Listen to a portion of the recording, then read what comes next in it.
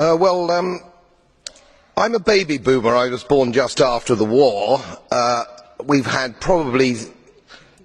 probably had the longest period of peace and prosperity globally, I would say, from that time.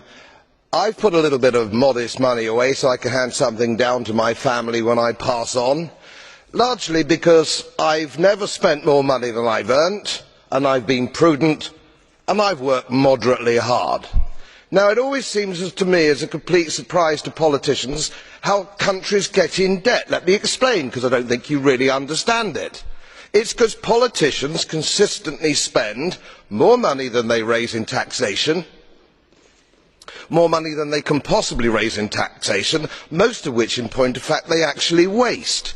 The reason we're talking about countries which are broke, and they are broke, is because their ridiculous, ineffective, ignorant politicians consistently spend more money than they can raise, and then they borrow, and worse, they then print money because politicians and their central banks have a machine which prints money.